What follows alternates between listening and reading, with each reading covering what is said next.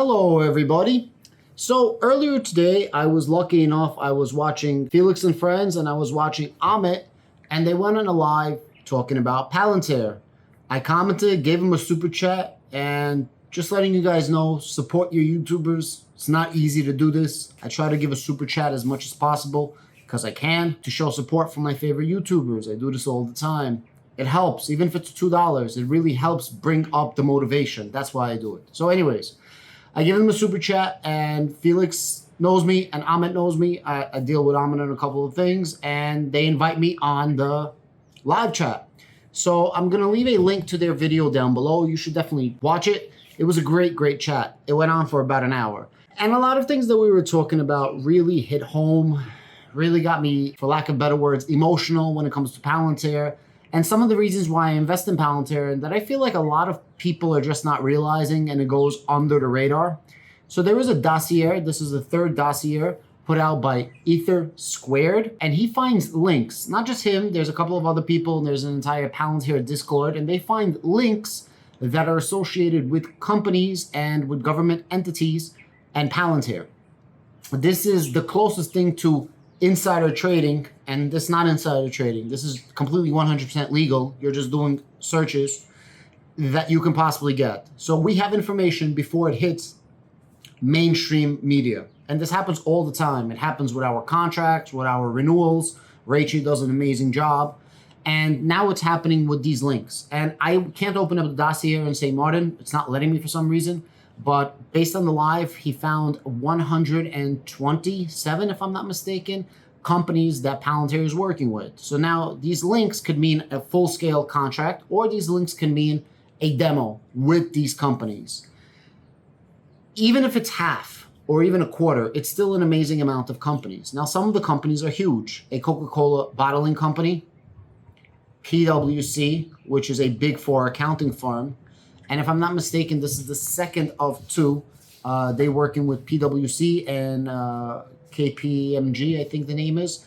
So we started talking a little bit about it, and Palantir has a product that most people don't know. So Palantir, if you go on Palantir's website, they have like 40 different industries last time I checked.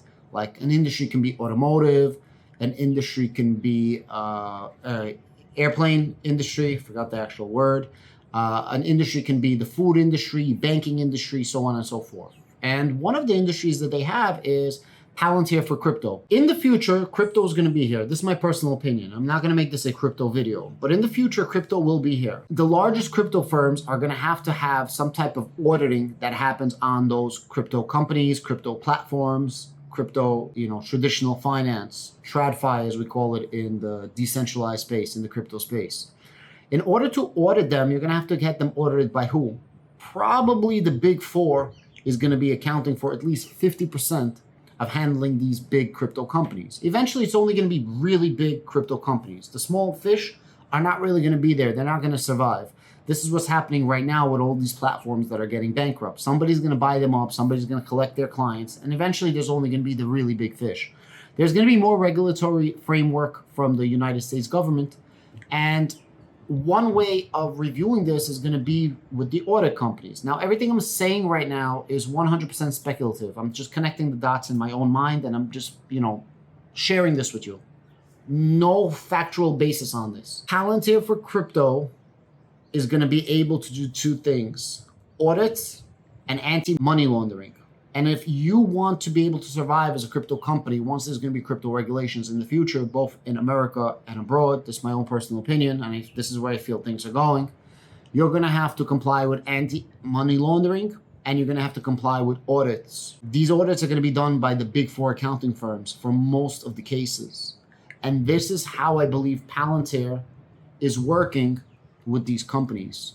Now, I don't know about the connection, but I remember Felix or Amit, I think Felix mentioned that Palantir works with the SEC, and that's how they track anti-money laundering and, fraudulent activities with stocks. So I'm not sure, but that's what they said. So that's one thing that I want to talk about, that I believe that Palantir crypto is not getting a lot of praise, and Palantir crypto is going to be really big in the future, but more for regulation of crypto platforms. That's what I personally believe.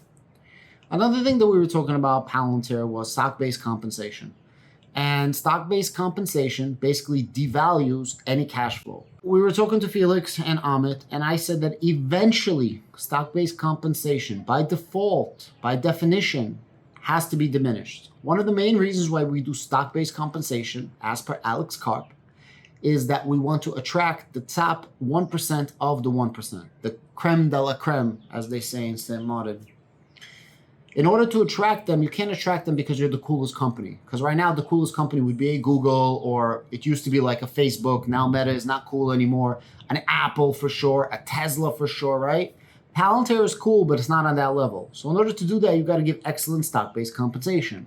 Eventually, there's going to be more clout behind Palantir, and it's happening every single day. You guys can see it. And Palantir is going to be the cool kid on the block. Eventually, stock-based compensation, by definition, is going to have to go down because you no longer have to compensate the developers, the engineers, and high-level workers in order to work for Palantir. They will want to get behind Palantir just because of the name and weight of Palantir. You see this in all the mega corporations. In the beginning, in the inception, and as the corporations are growing, just look at Amazon, for example, they're offering super high-based stock-based compensation. But then that diminishes over time as the company becomes dope and everybody wants to work for them, right? It's kind of like you got to attract the workers and then you don't have to attract the workers. So stock-based compensation is going to get away eventually as well. We were talking about government spending. One of the main things about government spending is GDP is going up for NATO countries. NATO countries, specifically a country like Germany, Spain, and other countries in NATO, are increasing their contribution to NATO. So the United States contributes over 50% of all funding to NATO. Other countries, and this is not whether you agree with Trump or not, but Trump was saying, hey, how's it fair that you guys are part of NATO, but you guys are not contributing your fair share to NATO? And exactly what Trump was saying is now starting to happen. NATO countries are not as comfortable as they were before, and now they're contributing to the NATO alliance. They're putting in more money. Germany says that they're going to increase GDP spending to 2% to NATO, and so did Spain. And there was one other country, but I forgot, Luxembourg, if I'm not mistaken, said that they're going to be doing the same exact thing. Plus, Germany said that they're going to increase national defense 100 billion euro. Guys, all of this adds up. All of this is huge. Where do you think a lot of the money is going to go to? Now, as United States gives 50% of all funding to NATO, now NATO countries are giving a lot of armament to Ukraine. A lot of funding is going to Ukraine, both domestically, but also abroad, like other NATO countries. What do you think is going to happen when they need to re-up? Eventually, they need to buy more merchandise, whatever that merchandise could be. Tanks, airplanes, rifles, bullets, technology, software. They have to re-up. They have to get better.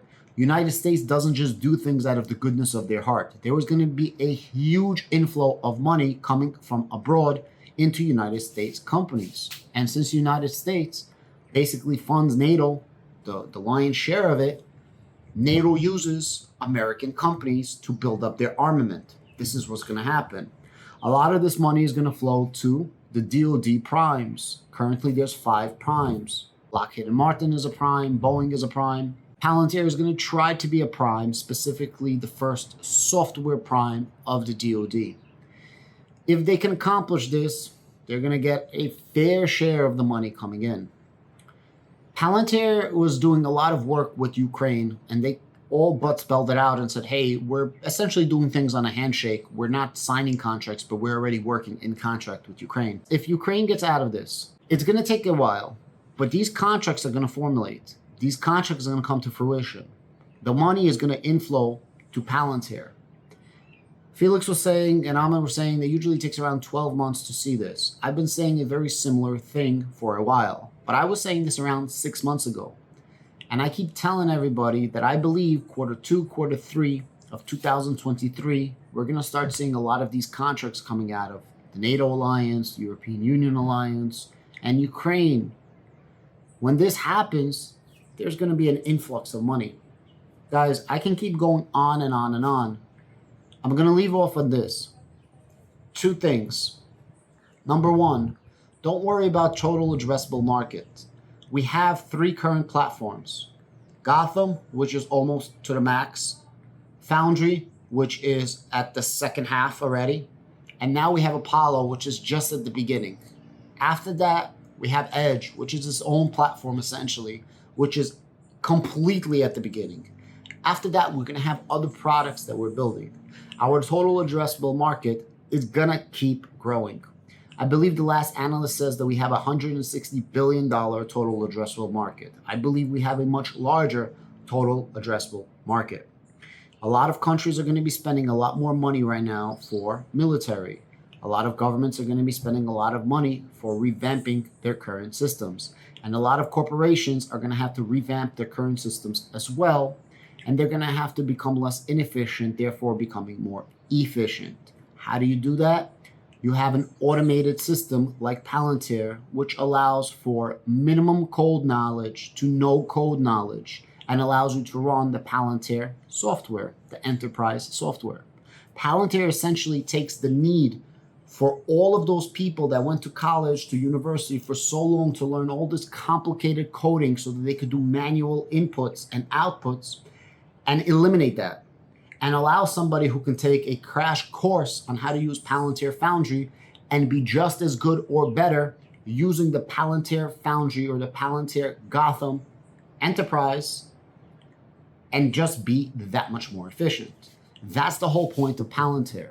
I did see a demo of how Palantir works, and it's freaking remarkable. They take all the guesswork out of using it. It's really crazy. We are still early. As Ahmed puts it, Palantir is the company with a soul. Palantir is a once-in-a-generation opportunity. I believe Palantir is a once-in-a-generation opportunity, just like Tesla was a once-in-a-generation type of opportunity. Tesla is still growing, but it's already at its second phase. Palantir is not in its second phase. Palantir is at the beginning. So there's something called an S-curve, right? So Tesla is somewhere right here in the S-curve, right? It's already at that boom phase. It had the boom. And I think it took Tesla like 8 years to hit that boom. NVIDIA took like 12 years to hit that boom, if I'm not mistaken, off the top of my head. Palantir is at the bottom of the S-curve. So the S-curve goes like this. And it's essentially like a barcode, like very, very like this. And all of a sudden, you're going to have that crazy moment. Boom, boom, like a freaking rocket. We're waiting for that boom like a freaking rocket. We're able to get into this company before a lot of people understand what Palantir does and know what Palantir can affect or how Palantir can affect so many different industries. It's not just one industry, so many different industries. The price of Palantir is not reflective of the amazing news that Palantir has been getting literally over the last 12 months. When the news reflects the stock price and mainstream media is going to catch on, and they are going to catch on, the price of Palantir is going to moon up. I'm not a financial advisor. This is purely entertainment and education. We are not a meme stock, and we do have the meme stock clout of having a cult-like investment following. So we have all the best things about a meme stock without all the negativity of a meme stock. No way we're a meme stock. A lot of people will call us that, but we've been in business for nearly 20 years. We keep expanding over 3 different parts of business: commercial business, government military business, and government non-military business. We're good in many different scenarios, in good scenarios, in bad scenarios, and in neutral times, right? We're across so many different industries. Like I said, at least 40 different industries that I personally saw on Palantir's website. Guys, it's an absolute monster, Palantir. You definitely have the right opportunity right here. And once people are going to start understanding that we're not this meme-like culture, but we have that meme-like cult following, that is exactly when the price of Palantir is going to absolutely